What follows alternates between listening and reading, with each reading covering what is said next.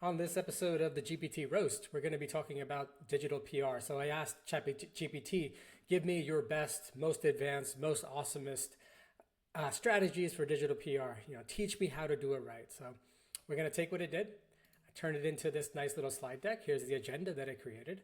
We're going to go over it. Let's see how well GPT is able to teach us how to do digital PR. Also, we've been doing digital PR for a couple of years now. So, if there's something that maybe seems less than ideal or some kind of nuance that GPT missed, I'm happy to share it as we go through it. So what is digital PR? It focuses on gaining online media coverage through content creation, influencer engagement, strategic outreach, aiming for enhanced brand visibility and reputation. The SEO value is high quality backlinks earned through digital PR campaigns. AKA, we want to get those links from Forbes, Huffington Post, Business Insider, USA Today. This is really why we do digital PR, right? Because we want those juicy links because we want better rankings. Let's be serious. Digital PR combines storytelling with SEO objectives. Okay. Quality versus quantity in digital PR. Digital PR focuses on building quality connections that lead to high quality backlinks. One authoritative link can outperform dozens of lesser. The strategy enhances reputation, significant SEO benefits. Yes. The SEO impact, backlinks as a trust signal. What are we talking about here? We want backlinks because high quality backlinks will help you gain domain authority, which helps you make your content rank better because your authoritative is more trusted. Your content is more trusted than other sites out there. One of the highest trust kind of links you can get is a media outlet link. Why? I don't know, because Google is obsessed with media outlets. They feel like a journalist link is somehow like the holy grail of everything. So SEO is being very resourceful. We figured out how to kind of hack the system and get more media links. Traditional PR, this used to be the realm of traditional PR. You pay traditional PR 20K a month, 30K a month, 80K a month, and they're doing this kind of stuff. And then now you have these digital PR agencies who are charging less than $1,000 a month and then probably outperforming those big guys. So let's see if, which way digital PR training GPT is going towards. So let's start with, I guess the A to Z of what it is, right? It's you're creating something newsworthy. You're pitching it to the right journalist. They find it interesting enough to cover. And then they cover it on their, they write an article about it, submit it to their editor at USA Today, whatever. It says, this study by your brand, this analysis, this survey performed by your brand. So you get backlinks to your site that way. So what are the different types of content you can create? Original data, conduct unique surveys, analyze first-party data, third-party data, create compelling reports that journalists can reference. Expert commentary. If you're, an expert woodworking master, and there's a bunch of media outlets that are talking about DIY. If you can become the expert, if you can submit your quotes in relevant articles, they will attribute it to you. And there's a whole platform of stuff that does that. Interactive tools and visuals, develop engaging assets like calculators, quizzes, infographics that invite user interaction, and newsworthy hooks. Tie content to current events, right? This is called Newsjacking is another way to say this, but you take a trending event like Taylor Swift, you somehow come up with some unique data point. Maybe you look at a Google trend, maybe you look at something on Instagram and you say, hey, reporter, look what I found. And then the reporter is going to try to report on that to get their clicks, and they have to attribute it to you because that's just how journalism works. So if you decide on one of these, which one do I like to do? Well, I feel like the newsjacking is like a real-time thing. It's like you have to be on top of it, right? There's got to be someone that's like tuned into the news, and then when something comes out, they have to ask themselves, okay, how do I approach this? And then, some digital PRs would suggest that newsworthy, newsjacking kind of stuff is like the thing that's going to last. As AI makes it more easy to create original research, AI makes it easier to create tools, right? And expert commentary kind of becomes inundated with like AI faked expert commentary. People will say that the newsworthy hooks are kind of like the last stage of something that's like really hard to game and create. And maybe that's true, maybe it's not. For me, I will say that I generally lean towards the original data stories, creating surveys, analyzing third-party data, creating first-party data, because that's more systemizable. And if you've seen my videos, I really like systems. And I'm sure that it gets more into each one of those maybe, so I don't want to drill in too deep, but let's move on. So research and targeting journalists. What do you want to do with research? Identify relevant outlets, search by topic, utilize media bases, databases, analyze profiles, monitor queries. Okay, so let's say you have, you've done some kind of first party study. You want to compile a list of publications, blogs, news sites that cover your industry or topic. Understand each outlet's audience. Search by topic. Use Google to find articles related to your subject. So search site Forbes.com/keywords. See which authors write about it. Media databases, Prowly, Cision, Meltwater. They're out there. They make tons and tons of money from agencies that just have to sign up for this stuff. And then whenever you ask people about it, they're just like, yeah, they're not that good. People have to go and do their own manual research anyway. So take that, analyze journal profiles, review journal bios, recent articles on social media, confirm their coverage areas. This personalization helps in creating targeted pitches. Monitor journal queries, use platforms like HARO and Quoted. Stay updated. So HARO is going to be it was really popular. It went away. Now it's coming back. But you basically sign up. You end up getting emails. And in those emails, it'll say, hey, journalist from New York Times is looking for this quote. Looking for this quote. So you have this is going out to 10,000 people. If you get it and you have a good answer and you reply quickly enough and the journalist likes it, they're going to include it in the article and give you a link. However, with AI kind of gone crazy, it's there's just so much spam now that it's hard to stay on top of this stuff. Our researching has been a lot of searching by topic. So we do a lot of search by topic. We do a lot of Google News scraping if we have a study about the best colors, best paint colors, some kind of data about that. We'll see who's published about home, build a list about that, go from there. So you could search regular Google, but we like doing Google News here. So if I did best paint colors, who's writing about best paint colors? This person at Washington Post, this person at Southern Living, this person at House Beautiful, right? Who was the author here? The author was not at the top. Maybe it's at the bottom. Catherine. This is a design and travel writer. This is the person that wrote this. Okay, now I got to Google her name. I see this is her Instagram. I see this is her about page. Okay, now I got to go here, check out her contact page.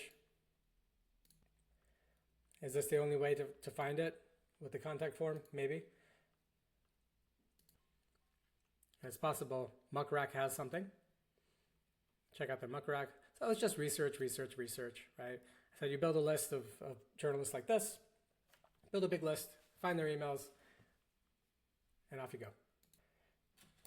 I'm looking at this GPT presentation. It's so high level. There's almost no examples. So let me take a pause here, and I will actually give you some examples of campaigns we've done in the past, how they performed, and what are some takeaways. Okay. So this was a survey we did for DatingNews, and we wanted to, whenever we create these surveys, we want to try to find something newsworthy. So it's almost when you thinking about the survey, what are people currently writing about?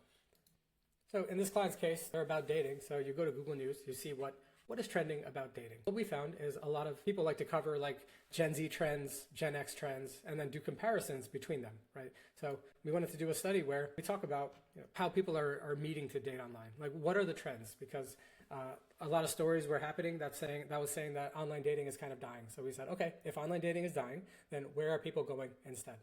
And then we created are they meeting on social media sites? Are they meeting in person? Are they using running apps? What is the deal? What's happening? We surveyed 1,000 people, and what we actually found is that over half of them said that they were meeting on social networking platforms. And in our question, we had the word LinkedIn in parentheses as the example of a social networking platform. So in our pitch, that's what we used as our pitch, right? We said people are surprisingly meeting social networking platforms like LinkedIn, and this was a nice newsworthy media hook. What ended up happening with this campaign is it got picked up and it performed quite well. So if you look at some of the backlinks that came in, Mademoiselle, Mashable, LinkedIn, Strava, Duolingo, daters trying to hook up on non-dating apps. NY Post, shocking number of people have landed dates on LinkedIn. Fox Business, looking for love on LinkedIn, data points to new trend. A bunch of local radio station sites as well. Unilad picked it up. NBC picked it up. The Inquirer picked it up. It was a good one. Another one that we can talk about is the price of happiness. This is one we did, and we did a survey to people. We said, okay, how much money does it actually take for you to be happy? And we found that 56% of people said they'd be happy with at least 200K savings. And we came up with this through the same process of what do journalists, B2C outlets like to cover when it comes to finances. Nice pickups on USA Today, Your Tango, Go Banking Rates. This is a local business, right? So those were national examples, but if you have a local client, if you are a local business, you can also do local studies. So this is a Florida realtor. So we said, okay, what are local Florida outlets going to care about? The best cities for family-friendly neighborhoods. So we did a study of the 100 top cities in Florida and ranked them by their most family-friendly things. So we looked at third-party data for affordability, education, healthcare, right? You have to kind of decide what the criteria is, how to find the data for that criteria, get the data, normalize it, and then put together a ranking. So that sounds hard. I don't like doing it. So when I was looking for someone to help us build this kind of service, I went onto LinkedIn. I looked at someone who was doing a good job. I asked them if they freelance, brought them in, and then together we built this, right? So you can do the same. And this one got some really good local links, clickorlando.com, a bunch of radio stations, floridapolitics.com, Go Banking Rates, Our Communities Now. And the last one I'll show you is even if you're in a boring niche, right, like law or something, you can't talk about like boring topics and expect to do really well. So you need to think about what's like on the side. So in this case, this client served high net worth individuals. So we said, what's associated with high net worth? Luxury. So what do B2C care about that has to do with luxury? We could be ranking the most luxurious cities, right? So same kind of thing. We came up with that. We created the ranking criteria, collected the data, did the rankings, started pitching, started publishing. Really good placements here. American City and Country, Fox Business covered it. Several local media outlets, CNBC covered it.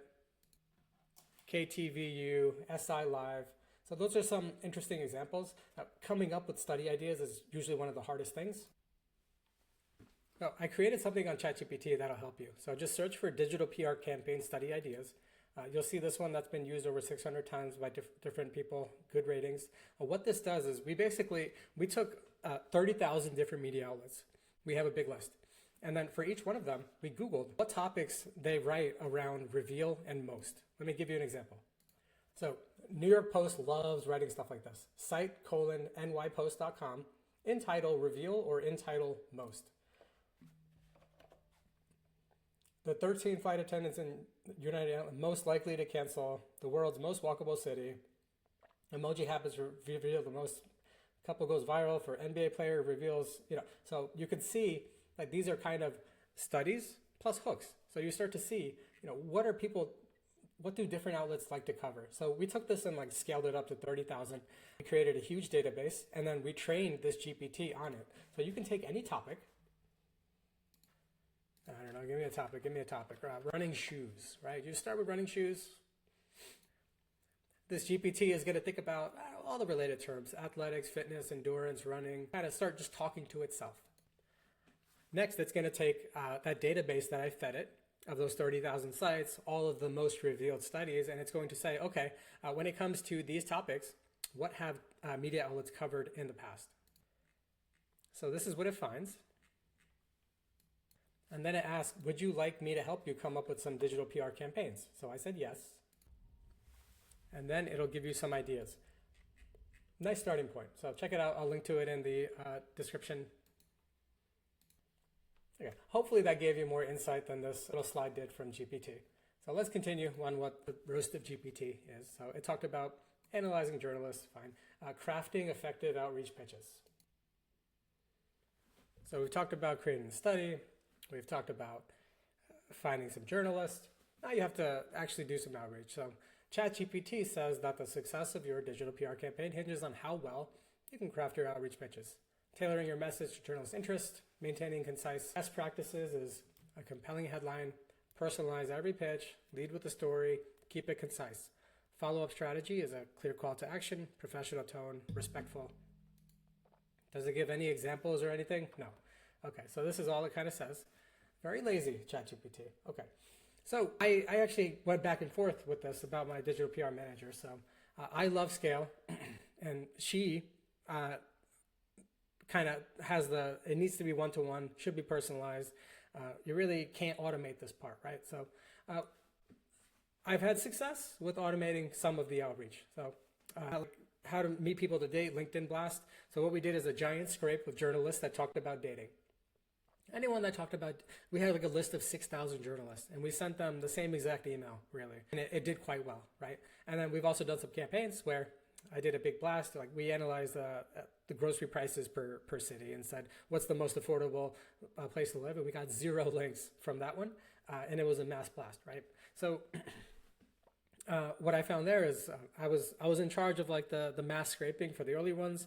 I started offloading it to someone else, the scraping, and then the list kind of degraded, right? So I think the takeaway here is you have to do it in like whatever way you're comfortable with. If you're a nerd like me, you like to do big data scrape, then you're going to find a way to scrape a really big list. If you're not a nerd and you just want to be, people person, hands-on, then one by one prospecting, a little bit of personalization, making sure you're reaching the right person is effective too. Once I said, okay, forget about the scraping, do it the way you're comfortable, those links started coming in their way too. So there's no best way, but there is a best way for you. See what works for you, or see what works better for your team. Maybe if you're trying to offload something, you need someone who's like you to do it the way you like. Otherwise, let them do it the way they like.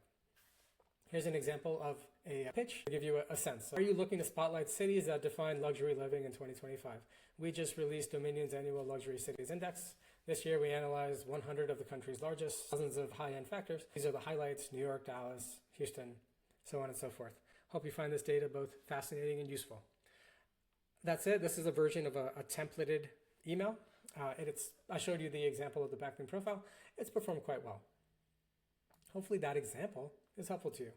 So when it comes to tools, let's see what ChatGPT is recommending. Media databases like Cision, Meltwater, Muckrack. These platforms provide comprehensive contact info, including emails and social media profiles. Very, very expensive. If you have the budget, fine. Press release distribution. Services like PR Newswire, Business Wire help distribute your press releases. I've never used them. I know some people do. Press releases used to be a really good form of like pillow link building, like foundational link building. It doesn't seem like people do that as much these days. So there's all these hacks. If you ask like a day-to-day PR person, they're probably not using many of these. They're probably just kind of doing the hands-on research, Googling a journalist, checking Google their name to find their email, and they're probably having more success even though it's taking more time. So how do you measure PR success? Backlink tracking, referral traffic, brand mentions, coverage metrics. Okay, so using tools like Ahrefs, Moz, SEMrush to monitor the number of backlinks gained over time. Yes, you could also set up Google notifications. If you get a brand mention, chances are it's a digital PR mention. Record the number of referring domains before and after. Sure, identify which backlinks are high quality. Referral traffic analysis. Are they generating clicks? That'd be great. Brand mentions. We are in the era of brand mentions, right? So Google was one thing. Now LLMs are a totally different thing, where oftentimes they're not even like tracking the link on a page. They're just tracking the mention. So if you keep getting mentioned here and there, or if USA Today says, Outreach Labs, a link building agency, did this study about, you start getting lots of keyword association with your topic. That just helps you get mentioned more and more.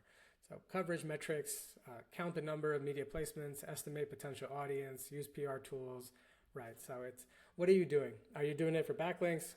Are you doing it for branding? It's hard to be amazing at everything, right? This, what I talked about here was all about backlinks. So I had these case studies in the back, but I decided to just show them in front. Common mistakes: generic mass pitches. Sending bulk identical emails to journalists can lead to quick deletion. Personalized pitches yield better engagement. Yes, probably, but I showed you some examples where sending bulk identical emails worked out just fine. Irrelevant content. Pitching off topic or overly promotional stories waste journalists' time. Yeah, for sure. You're doing bulk scraping. It's kind of hard to avoid that. If you're getting really granular, then you won't be doing it anyway. Over reliance on press releases. Yes, we don't do that. That makes sense. Keyword stuffing. Avoid over-optimizing outreach with repeated buzzwords. Natural anchor text is crucial.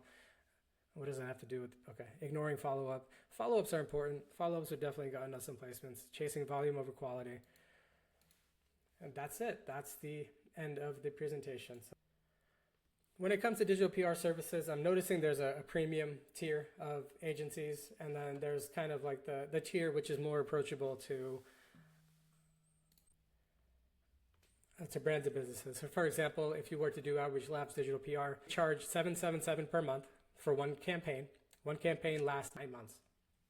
So throughout that 9-month period, we're doing the study, like the example we showed you, creating the article, publishing it on your site, doing outreach. The minimum guarantee is 10, but we're hoping to get a lot more. You look at other sites like Joe, Digital PR, Search Intelligence, their pricing is kind of in that same ballpark.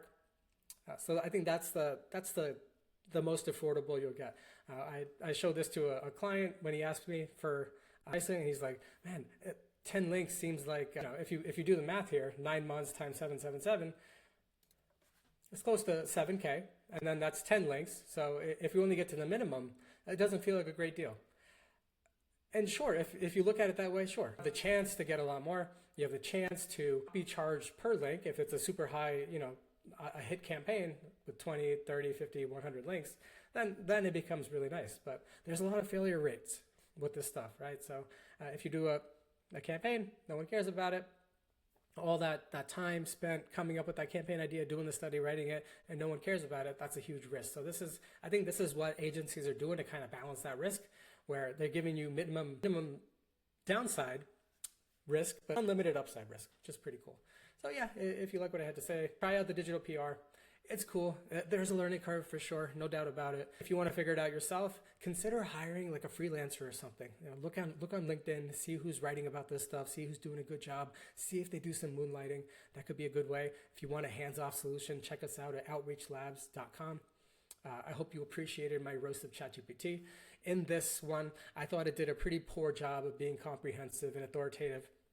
Maybe my prompting was bad in this one. I did the same kind of prompting that I do in other videos, and I thought it performed a lot better. But hopefully some of my color helped add some context that's more useful to you.